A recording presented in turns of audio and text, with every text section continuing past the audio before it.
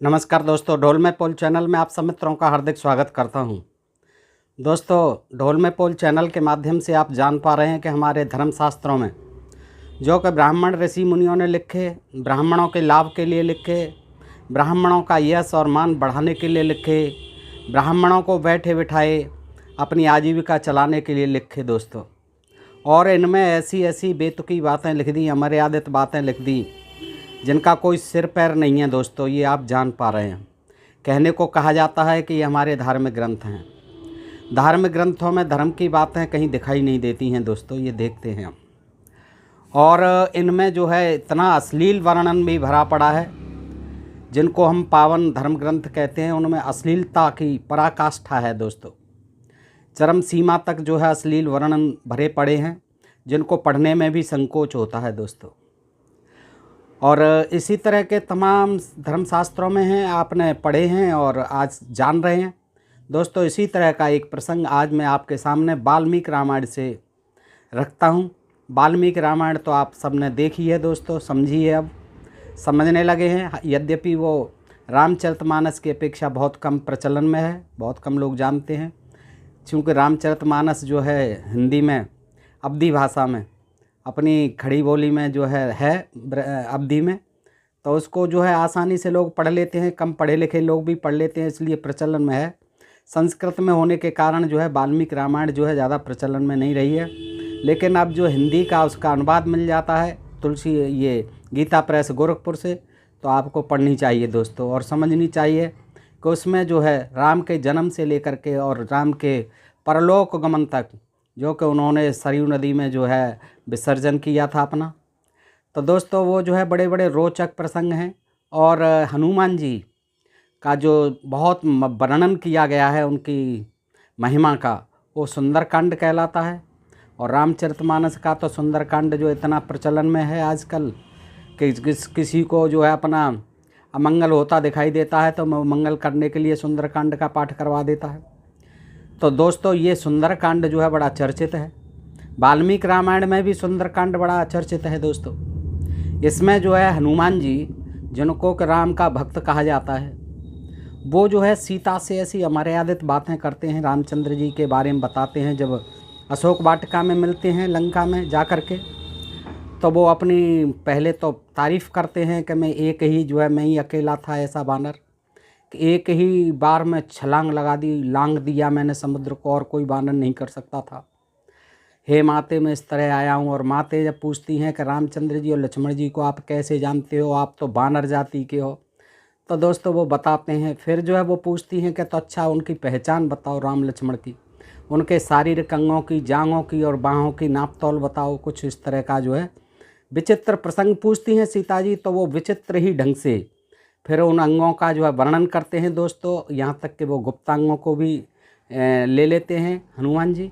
और इस तरह से ये पढ़ने से ज्ञान होता है कि हनुमान जी ने किस तरह से जो है सीता माता के संज्ञान में ये चीज़ें लाईं कि राम और लक्ष्मण के गुप्तांग तक भी कैसे थे। तो दोस्तों ये बड़ा रोचक लगता है ये प्रसंग पढ़ना। और ये जो है सुंदरकांड में है 33वां सर्ग से प्रारंभ करते हैं दोस्तों। गीता प्रेस गोरखपुर है, ये सुंदरकांड से उत्तरकांड तक द्वितीय भाग है श्रीमद् वाल्मीकि रामायण का। तो दोस्तों आइए देखते हैं कि हनुमान जी पहुंच गए हैं अशोक वाटिका में, वृक्ष के ऊपर बैठे हुए थे और वहां से उनका हालचाल सब देख रहे हैं। फिर बात करते हैं दोस्तों। तो इसका है ये शीर्षक है सीता जी का हनुमान जी को अपना परिचय देते हुए अपने वनगमन और अपहरण का वृतांत बताता। सीता जी भी अपना वृतांत बताती हैं। ज़्यादा बड़ा नहीं है दोस्तों, लेकिन बड़ा रोचक प्रसंग है। आपसे अनुरोध करूंगा कि इस प्रसंग को आप पूरा समझें और ये समझें कि जिसे हमारा सबसे प्रमुख वाल्मीकि रामायण जो है रामायणों में सबसे प्रमुख है।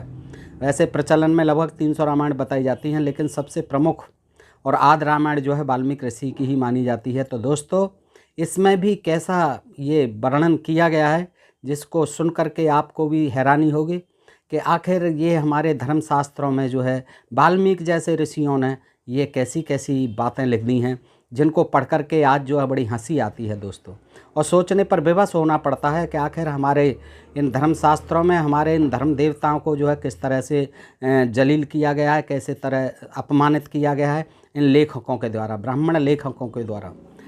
तो दोस्तों आइए देखते हैं। सो अब तीर द्रुमात तस्पात विप्रम प्रतिमानन विनीत बेसह कृपण प्रणपत्यो प्रसत्य चह।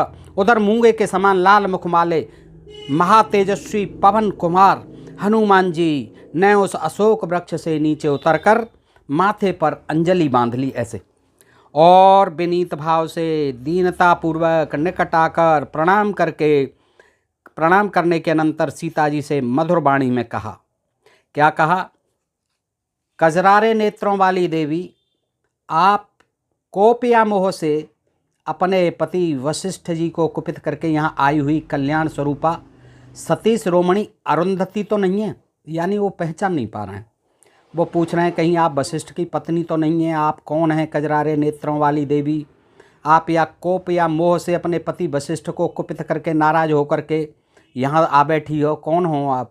तो इस तरह से जो है वो संदेहात्मक ढंग से पूछ रहे हैं, इंक्वायरी कर रहे हैं सीता जी से। सुमध्य में आपका पुत्र, पिता, भाई अथवा पति कौन इस लोक से चलकर परलोकवासी हो गया? आपका घर कुनबा का कोई मर गया है क्या? सीते, सुमध्य में कोई आपका पुत्र, पिता, भाई अथवा पति कौन इस लोक से चलकर परलोकवासी हो गया है जिसके लिए आप शोक कर रही हैं? पूछ रहे हैं, देखिए क्या बात कर रहे हैं कि आपका कोई पुत्र, पिता, भाई अथवा पति कोई मर गया है क्या? परलोक चला गया है क्या? आप क्यों इतनी दुखी हो रही हैं देवी जी? रोने, लंबी सांस खींचने तथा पृथ्वी का स्पर्श करने के कारण मैं आपको देवी नहीं मानता। मैं आपको देवी तो नहीं मानता हूँ, क्योंकि आप रो रही हैं, लंबी लंबी सांस खींच रही हैं, पृथ्वी का स्पर्श कर रही हैं, इसलिए मैं आपको देवी नहीं मानता। रोदनाथ नहं स्वादाय स्वासाद भूमि संस्पर्शनादपि न त्वाम देवी महमन्ये राज्ञ संज्ञावधारणात। 10वां श्लोक। तो रोने, लंबी सांस खींचने और पृथ्वी का स्पर्श करने के कारण मैं आपको देवी नहीं मानता। आप बारंबार किसी राजा का नाम ले रही हैं और आपके चिन्ह और लक्षण जैसे दिखाई देते हैं, उन सब पर दृष्टिपात करने से, विचार करने से यही अनुमान होता है मुझे कि आप किसी राजा की महारानी तथा किसी नरेश की कन्या हैं। किसी राजा की महारानी हैं और किसी नरेश की आप कन्या हैं। आगे कहते हैं, देखिए हनुमान जी सीता जी से, सीता जी सुन रही हैं। रावणेन जन स्थानाद बलाद प्रमथिता यदि सीता त्वमस भद्रम ते तन्मम मा चक्षुष प्रकक्षतः। रावण जन स्थान से जिन्हें बलपूर्वक हर लाया था, वे सीता जी ही यदि आप हों तो आपका कल्याण हो। अगर जो रावण जन स्थान से चुरा लाया, बलपूर्वक हर लाया था जिन्हें, यदि वही हैं आप सीता जी, तो आपका कल्याण हो। आप ठीक ठीक मुझे बताइए, मैं आपके विषय में जानना चाहता हूँ। दुख के कारण आप में जैसी दीनता आ गई है, जैसा आपका अलौकिक रूप है तथा जैसा तपस्विनी का सा वेश है, इन सब के द्वारा निश्चय ही आप श्री रामचंद्र जी की महारानी जान पड़ती हैं। देखिए अनुमान लगा रहे हैं कि दुख के कारण आप में जैसी दीन हो गई हैं आप, जैसा आपका अलौकिक रूप हो गया है, तपस्विनी का सा वेश हो गया है, इन सब के द्वारा निश्चय ही आप श्री रामचंद्र जी की महारानी जान पड़ती हैं। अयोध्या में अब सीता जी कहती हैं, देखिए सुन करके इतना, अयोध्या में बीच बीच में से खास ले लेते हैं दोस्तों, क्योंकि बहुत बड़ा प्रसंग है, ये छोटा ही बनाते हैं। तो वो कहती हैं सीता जी, समा द्वादश तत्राहम राघवस्य निवेशने भुंजा नाम मानुषाना भोगान सर्व काम समृद्धिनी।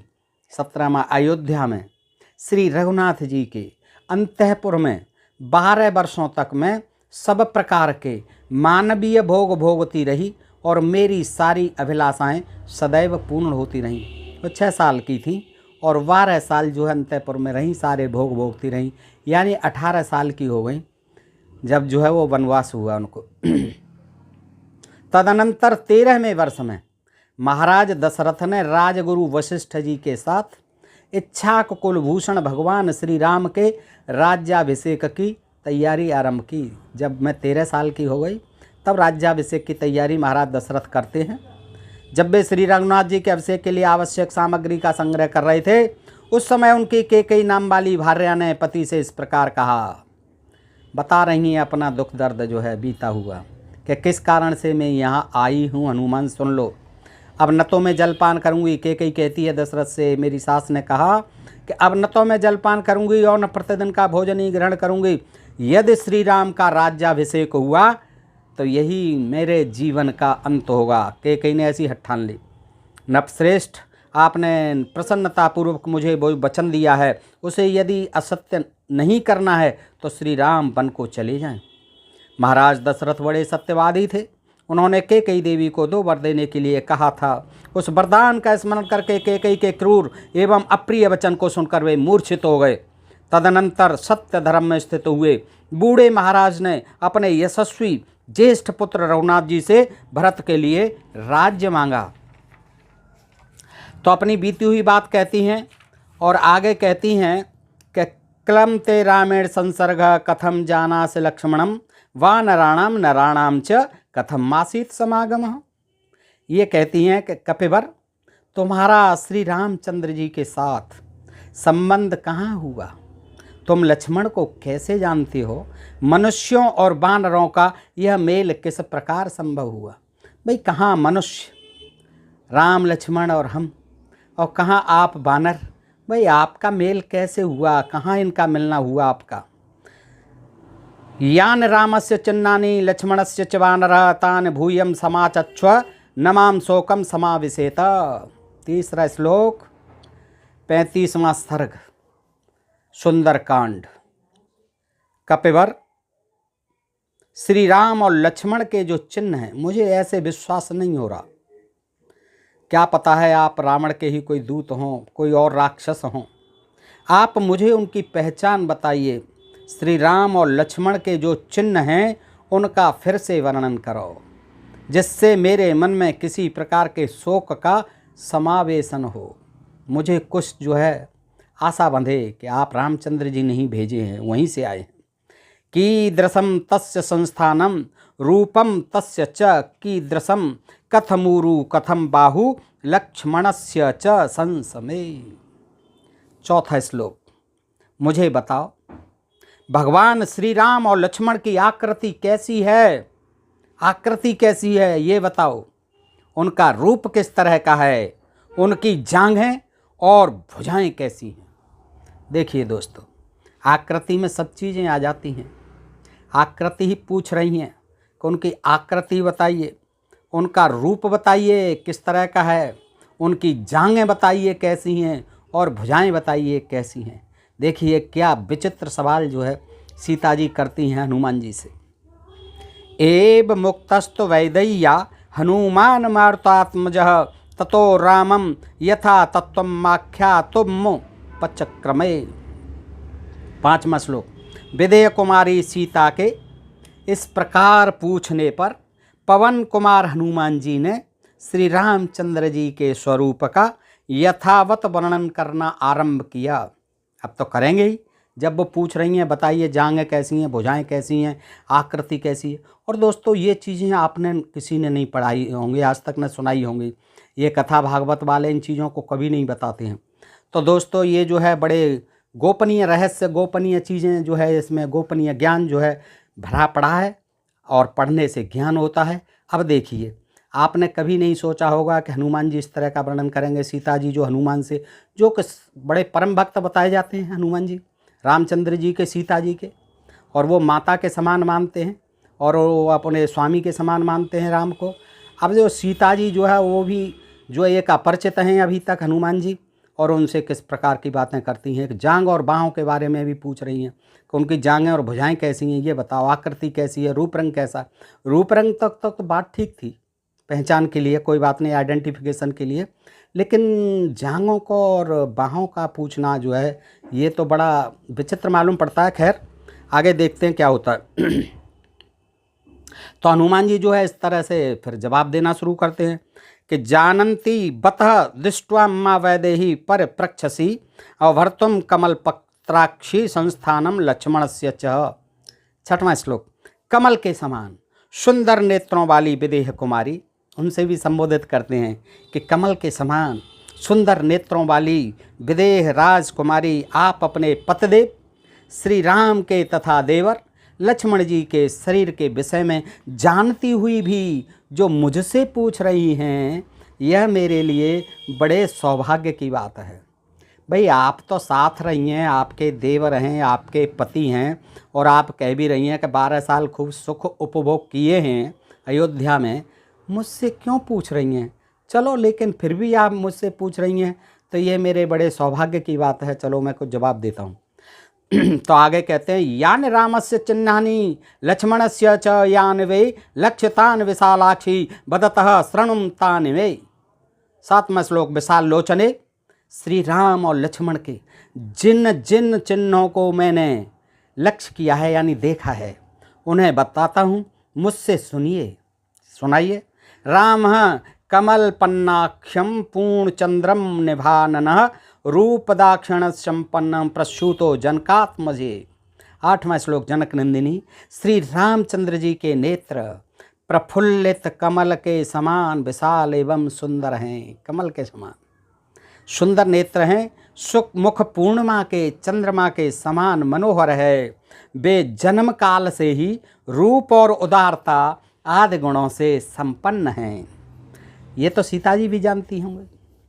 ठीक है, बता रहे हैं। आगे चलते हैं कि वे तेज में सूर्य के समान, क्षमा में पृथ्वी के तुल्य, बुद्धि में बृहस्पति के सदृश और यश में इंद्र के समान है। कहाँ तुलना कर रहे हैं इंद्र से, बृहस्पति से, जिनका अपना कोई कैरेक्टर नहीं है।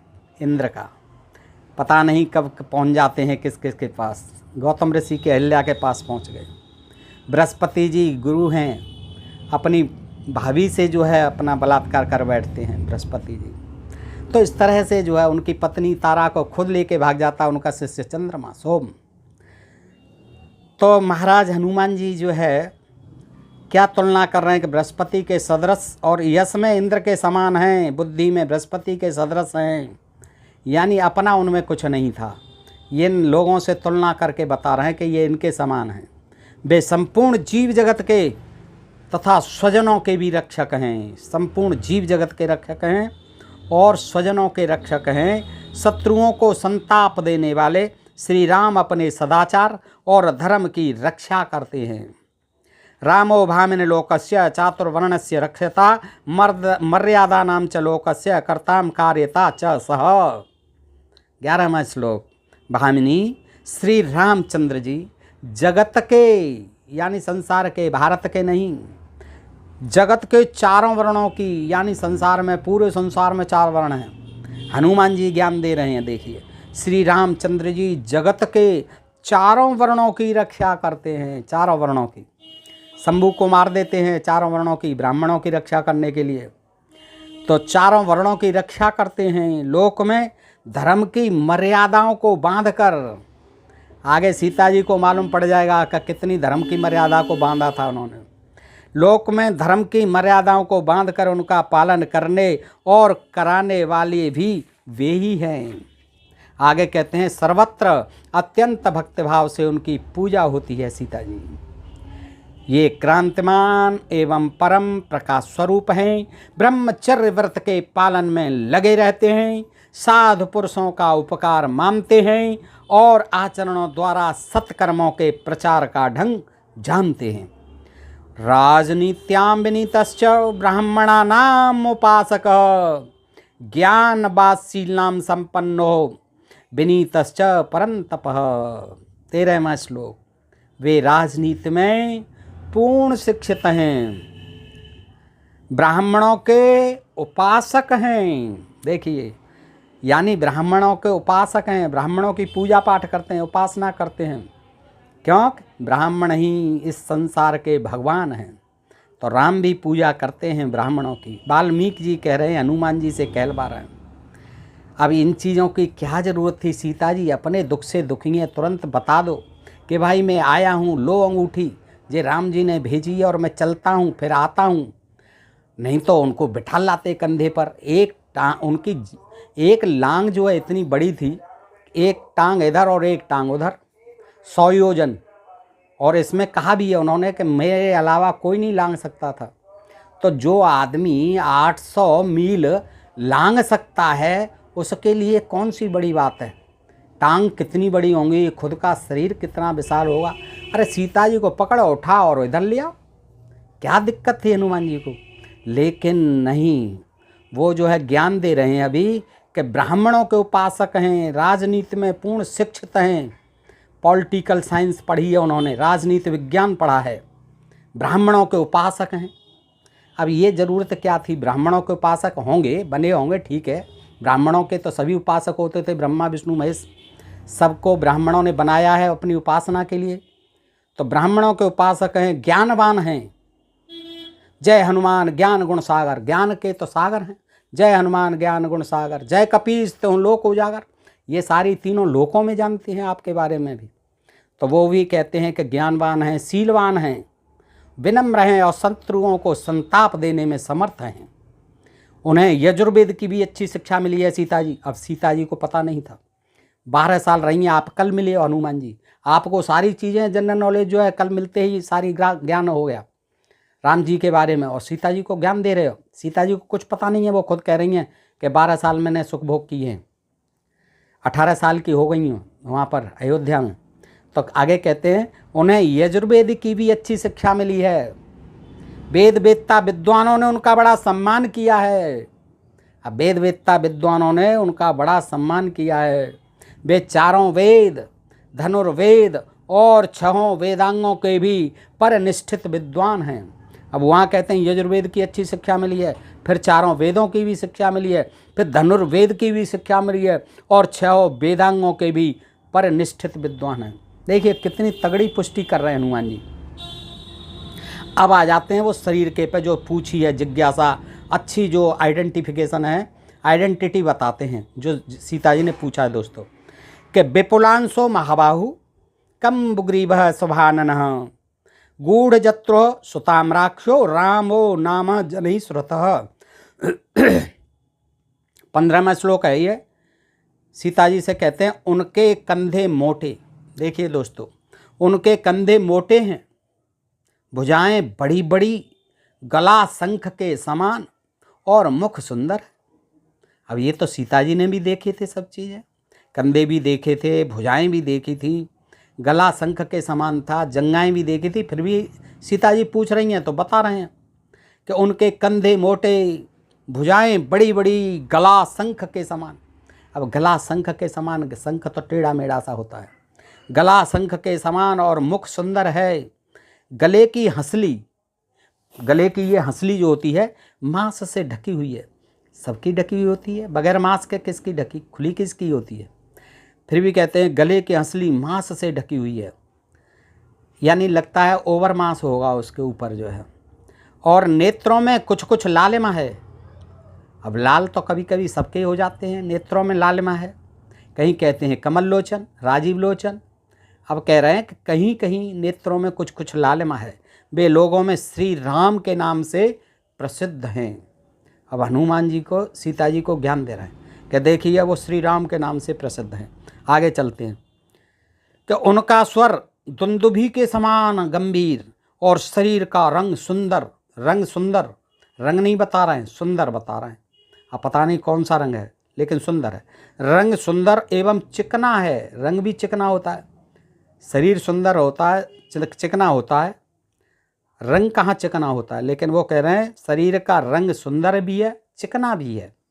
उनका प्रताप बहुत बढ़ा चढ़ा है, प्रताप बहुत बढ़ा चढ़ा है। अब शरीर का वर्णन किया जा रहा है, फिर वहाँ प्रताप पे पहुँच गए।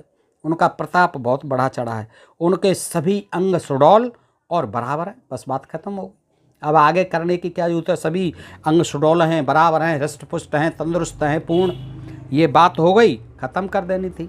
उनकी कांत श्याम है। अब देखिए कांत जो है बता रहे हैं, उनकी जो कांति है, चमक है, आभा है, वो श्याम है, रंग नहीं बताया वहाँ, रंग सुंदर है।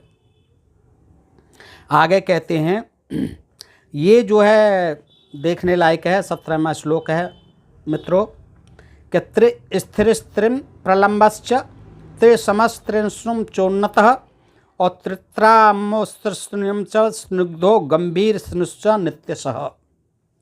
इसमें देखिए अर्थ, उनके 3 अंग वक्षस्थल, कलाई और मुट्ठी स्थिर हैं, सुदृढ़ हैं, बहुत सुदृढ़ हैं। सब मैंने जो है देख लिया है, परख लिया है कि उनका छाती, सीना, कलाई और मुट्ठी ये बहुत सुदृढ़ हैं, मजबूत हैं। भौहें, भुजाएं और मेढ़ ये 3 अंग लंबे हैं। भुजा और भौहें और मेढ़ ये 3 अंग लंबे हैं। केशों का अग्रभाग, केशों का, बालों का अग्रभाग, अंडकोश और घुटने ये 3 समान बराबर हैं। केशों का अग्रभाग बराबर है। अब देखिए ये अंडकोश की बात करते हैं। ये बड़ा विचित्र मामला है। अंडकोश कहाँ से आ गए यहाँ? वो अंडकोश तक की बात कहते हैं। अंडकोश, बाल और घुटने ये तीनों समान हैं, बराबर हैं। घुटनों से तुलना कर रहे हैं अंडकोशों की। तो घुटने तो चलो ठीक है, बराबर होते हैं। अब अंडकोश तो बराबर नहीं हो सकते। एक छोटा बड़ा ऐसे कुछ बताते हैं डॉक्टरी में। अंडकोश भी बता रहे हैं और उनकी ज़रूरत जो है, क्या ज़रूरत थी हनुमान जी को और सीता जी को जानने की क्या ज़रूरत थी? एक अपरिचित आदमी एक अपरिचित महिला से किस तरह की बातें कर रहा है। तो दोस्तों ये जो है वाल्मीकि महाराज जी ने कितनी अश्लीलता भर दी है, इसे पढ़ने में भी संकोच हो रहा है। लेकिन मैं क्या करूं, इसमें जो लिखा हुआ है तो पढ़ रहा हूं। तो केशों का अग्रभाग, अंडकोश और घुटने ये 3 समान बराबर हैं। वक्षस्थल, नाभि के किनारे का भाग और उदर ये 3 उभरे हुए हैं। अब बताइए, ये नाभि का वक्षस्थल, फिर वक्षस्थल पे आ गए, वहाँ वक्षस्थल बता ही दिया कि सुदृढ़ है। फिर कहते हैं वक्षस्थल, नाभि के किनारे का भाग और पेट ये तीनों उभरे हुए हैं, यानी निकले हुए हैं बाहर को, उभरे हुए हैं, बड़े हुए हैं। नेत्रों के कोने, नख यानी नाखून और हाथ पैर के तलवे ये 3 लाल हैं, यानी नेत्रों के कोने लाल हैं, नाखून लाल हैं और दोनों और हाथ पैर के तलवे ये 3 लाल हैं। शिश्न का अग्रभाग, शिश्न तो आप जानते ही हैं दोस्तों। शिश्न का अग्रभाग, दोनों पैरों की रेखाएं और सिर के बाल ये 3 चिकने हैं। फिर सिर के बाल आ गए, ये 3 चिकने हैं। अब देखिए कैसी ये बातें कर रहे हैं। हनुमान जी से ऐसी अपेक्षा नहीं की जा सकती है। शिश्न तक की बात कर रहे हैं कि शिश्न का अग्रभाग, आगे का भाग, दोनों पैरों की रेखाएं और सिर के बाल ये 3 चिकने हैं। अब शिश्न तो आप जानते हैं दोस्तों, मूत्रेंद्रिय, जननेंद्रिय, कुछ भी कह लो आप। तो उसका अग्रभाग जो है चिकना है, पैरों की, दोनों पैरों की रेखाएं चिकनी हैं, सिर के बाल चिकने हैं और स्वर यानी कंठ, वाणी, चाल और नाभि ये 3 गंभीर हैं। नाभि फिर आ गए, नाभि 3 गंभीर है। नाभि गंभीर है, चाल गंभीर है उनकी और स्वर गंभीर है। उनके उदर तथा गोल में, उनके उदर तथा गले में 3 रेखाएं हैं। उदर में यानी पेट में, उनके उदर और गले में 3 रेखाएं। तलवों के मध्य भाग, पैरों की रेखाएं और स्तनों के अग्रभाग ये 3 धसे हुए हैं। स्तनों के अग्रभाग, पैरों की रेखाएं और तलवों के मध्य भाग ये क्या है? 3 धसे हुए हैं भीतर को। अब स्तनों की भी बात करते हैं। स्तनों के अग्रभाग, तलवों के मध्य भाग, पैरों की रेखाएं। अब इस आइडेंटिफिकेशन की क्या ज़रूरत थी दोस्तों? ये मैं भी नहीं समझ पा रहा हूँ। आप ज़रा दिमाग लगाओ कि हनुमान जी को या वाल्मीकि जी को इन चीज़ों को लिख कर के क्या सिद्ध करना था जनता के लिए?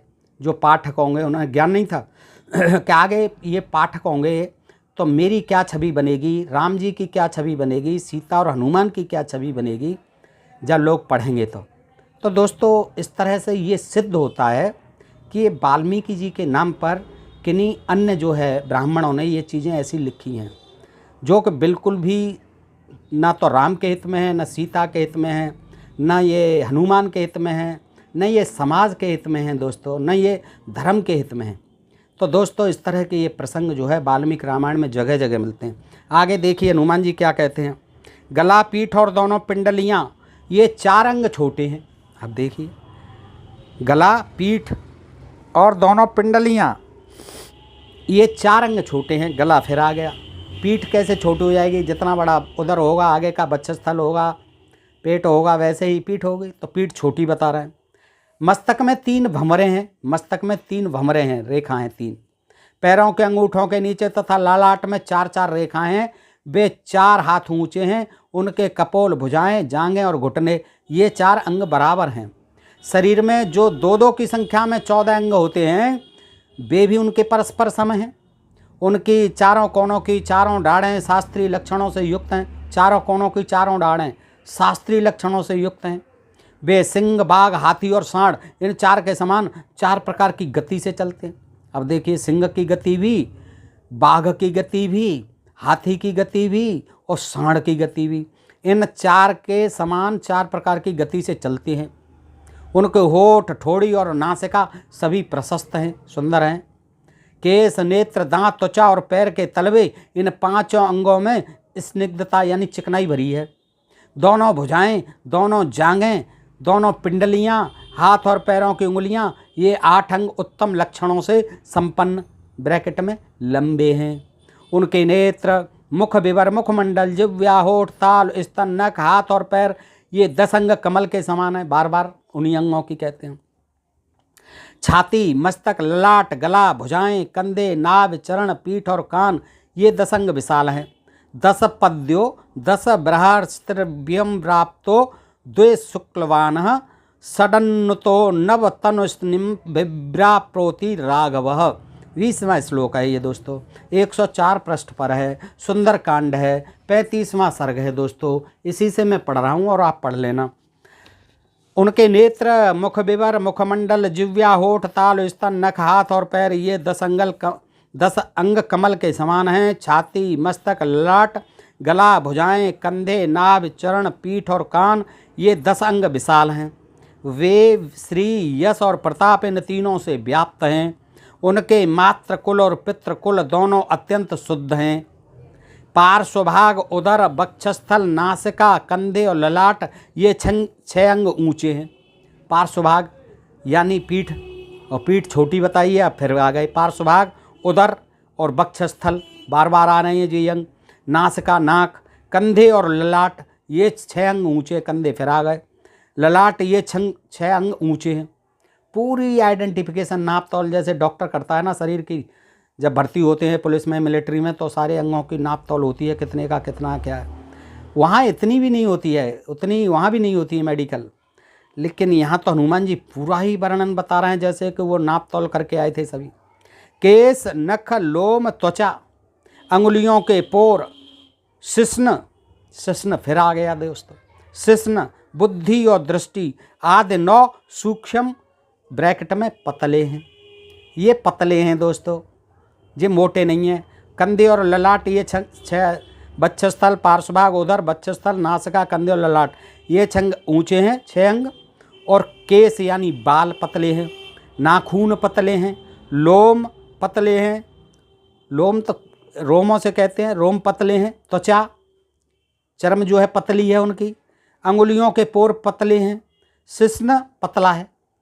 अब शिश्न जो है साफ लिखा हुआ है दोस्तों, द्वे शुक्लवाना और षडन्न तो नवतनु स्त्रीम भिम प्रियपोत राघव 10 पद्म्यो 10 व्रहित्यानम व्याप्तो दुष्शुक्लवान। ये जो है कहते हैं कि ये 6 अंग ऊंचे हैं। केस, नख, लोम, त्वचा, अंगुलियों के पोर, शिश्न, बुद्धि। अब बुद्धि तो अंदर होती है, बुद्धि तो कोई अंग नहीं है शरीर का, मस्तिष्क होता है अंग। बुद्धि तो उसकी जो है चेतना है। बुद्धि क्या है, बुद्धि से भी तुलना कर रहे हैं कि बुद्धि पतली है और दृष्टि भी पतली है, नज़र भी पतली है। अब देखिए ये किस तरह से जो है, वाल्मीकि जी इतने तो नहीं रहे होंगे, क्या पता नहीं इतना बड़ा नशा किया उन्होंने कि ऐसी बेतुकी बातें लिखी दोस्तों। ये आप खुद देखिए, पढ़िए दोस्तों कि केस, नख, लोम, त्वचा, अंगुलियों के पोर, शिश्न, बुद्धि और दृष्टि आदि 9 सूक्ष्म हैं, यानी ब्रैकेट में पतले हैं। और वे रघुनाथ जी पूर्वान्न, मध्याह्न और अपराह्न तीनों टाइम इन 3 कालों द्वारा क्रमशः धर्म, अर्थ और काम का अनुष्ठान करते हैं। श्री रामचंद्र जी सत्य धर्म के अनुष्ठान में संलग्न, श्री संपन्न, न्याय संगत, धन का संग्रह और प्रजा पर अनुग्रह करने में तत्पर, देश और काल के विभाग को समझने वाले और सब लोगों से प्रिय वचन बोलने वाले हैं। उनके सौतेले भाई सुमित्रा कुमार लक्ष्मण भी बड़े तेजस्वी हैं। अनुराग, रूप और सद्गुणों की दृष्टि से भी वे श्री रामचंद्र जी के ही समान हैं। आगे कहते हैं उन दोनों भाइयों में अंतर इतना ही है कि लक्ष्मण के शरीर की कांति सुवर्ण के समान है, गौरवर्ण के हैं, और महायशस्वी श्री रामचंद्र जी का विग्रह श्याम सुंदर है। वे दोनों नरश्रेष्ठ आपके दर्शन के लिए उत्कंठित हो सारी पृथ्वी पर आपकी ही खोज करते हुए हम लोगों से मिले थे। आपको ही ढूंढने के लिए पृथ्वी पर विचरते हुए उन दोनों ने वानराज सुग्रीव का साक्षात्कार किया, जो अपने बड़े भाई के द्वारा राज्य से उतार दिए गए थे। तो इस प्रकार वो जो है फिर वहाँ की कहानी सुना रहे हैं दोस्तों, और इस तरह से ये जो है इसमें दिया हुआ है। आगे जो है सारी बातें बता रहे हैं कि मैं इस तरह से आया हूँ। इस प्रकार युक्त एवं विश्वसनीय कारण और पहचान के रूप में बताए गए श्री राम और लक्ष्मण के शारीरिक चिन्हों द्वारा हनुमान जी ने शोक से दुर्बल सीता को अपना विश्वास दिलाया कि मैं ही हनुमान हूँ, राम जी नहीं भेजा है, और उन्होंने हनुमान जी को श्री राम का दूत अब समझ लिया। उस समय जनकनंदिनी सीता को अनुपम हर्ष प्राप्त हुआ। उस महान हर्ष के कारण वे कुटिल बरौनियों वाले दोनों नेत्रों से आनंद के आंसू बहाने लगे। तो दोस्तों इस तरह से ये प्रसंग जो है देखा आपने। ये मद वाल्मीकि रामायण है, ये गीता प्रेस गोरखपुर की है दोस्तों, आप पढ़ सकते हैं। लेकिन हमको पढ़ कर के बड़ा ताज्जुब होता है, बड़ा आश्चर्य होता है कि वाल्मीकि जी महाराज जो कि बड़े विद्वान थे बताए जाते हैं, वो ऐसी बातें नहीं लिखेंगे जो उस समय हो सकता है अच्छी लगी हों, लेकिन आज के समय में इनकी कोई प्रासंगिकता नहीं है। और ना ही रामचंद्र जी और सीता जी के बारे में इस तरह का वर्णन करना। सीता जी के बारे में भी अंगों का वर्णन किया है जगह जगह अश्लीलता से, उनकी भी जांघों वांगों के बारे में हाथी की सूंड के समान बताई है कई जगह दोस्तों। आप कमेंट में लिखेंगे तो उसका भी वीडियो बना देंगे, वैसे मैंने बनाया हुआ है। तो दोस्तों इनको पढ़ने से बड़ा अफसोस होता है कि जिसको ये धर्म कहते हैं, धर्म बताया जाता है, देवी देवता बताए जाते हैं, उनके लिए इन लेखकों ने एक तरफ अपनी लिए महिमा वर्णन की है और दूसरी तरफ उनका इतना निरादर किया है, अपमान किया है। और दोस्तों हम पढ़ते हैं तो हमको भी बड़ा ग्लानि होती है कि आखिर हमारे इन देवी देवताओं के लिए इन लेखकों ने ऐसी बातें क्यों लिखी हैं। तमाम असंगत बातें तो उन्होंने लिख दी, जाति के बारे में, छुआछूत के बारे में, अस्पृश्य के बारे में, सबरी के बारे में, संबुक के बारे में, तमाम बातें लिख दी। उनसे जो है जातिगत अपमान, जातिगत विद्वेष आज भी फैलता है इन समाज के, इन ग्रंथों के द्वारा समाज में। तो दोस्तों आज इनकी कोई प्रासंगिकता नहीं है, पढ़ने से यही मालूम होता है। आप बताइए कि आपको ये प्रसंग कैसा लगा, और आपको अच्छा लगा हो तो दोस्तों में शेयर करें। दोस्तों ऐसे ही तमाम सारे प्रसंग जानते रहने के लिए अपने प्रिय चैनल ढोल में पोल को सब्सक्राइब करते रहें। आज के लिए इतना ही। सुनने के लिए आप सब मित्रों का हृदय से आभार, नमस्कार, जय हिंद, जय भारत दोस्तों।